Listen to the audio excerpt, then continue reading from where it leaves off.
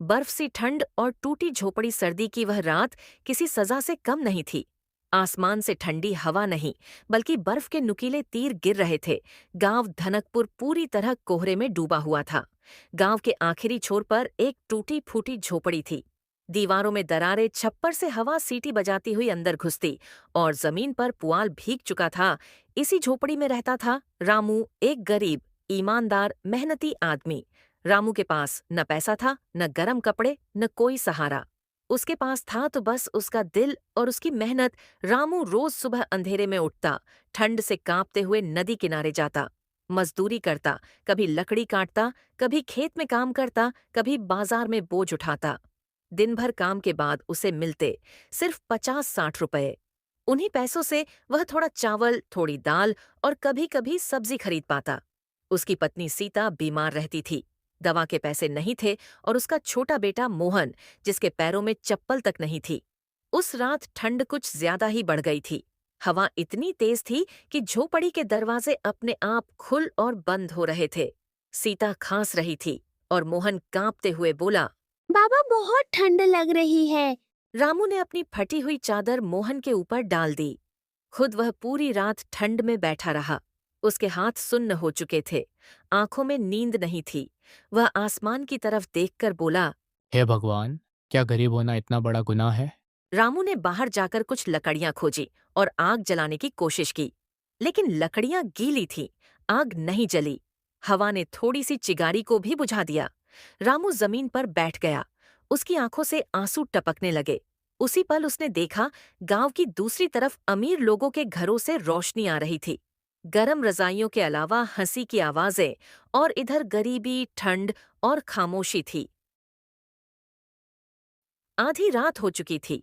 अचानक झोपड़ी के बाहर किसी के कदमों की आवाज आई।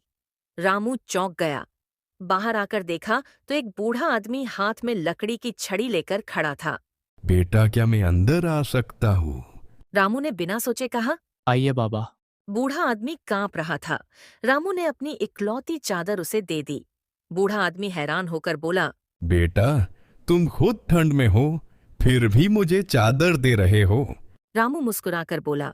बाबा, ठंड तो दोनों को लग रही है, लेकिन आपको इसकी ज्यादा जरूरत थी इसलिए दे दिया। बूढ़े आदमी की आंखें भर आईं। बूढ़े ने जेब से एक छोटा सा सिक्का निकाला। वह सिक्का अजीब तरह से चमक रहा था। बेटा, ये रख लो, इसे कभी बेचना मत। रामू ने हाथ जोड़ लिए। कुछ ही देर में बूढ़ा आदमी चला गया और जाते जाते बोला। याद रखना, गरीबी शरीर को ठंडा करती है, लेकिन इंसानियत दिल को गर्म रखती है। अगली सुबह रामू उठा तो देखा उसकी झोपड़ी गर्म थी। सीता की खांसी कम हो गई थी। मोहन हंस रहा था। रामू ने जेब देखी, वहीं सिक्का अब सोने जैसा चमक रहा था। और रामू ने देख, झोपड़ी के बाहर लकड़ियों का ढेर लगा था। अनाज की बोरी रखी थी। गरम कपड़े पड़े थे। रामू ने उस मदद का गलत इस्तेमाल नहीं किया। उसने छोटी सी दुकान खोली, ईमानदारी से काम किया। ठंड में गरीबों को गरम चाय पिलाई, कंबल बांटे। लोगों ने उसका सम्मान किया। सालों बाद रामू अमीर हो गया, लेकिन उसका दिल आज भी गरीबों के साथ था। एक रात उसने फिर वही बूढ़े आदमी को देखा।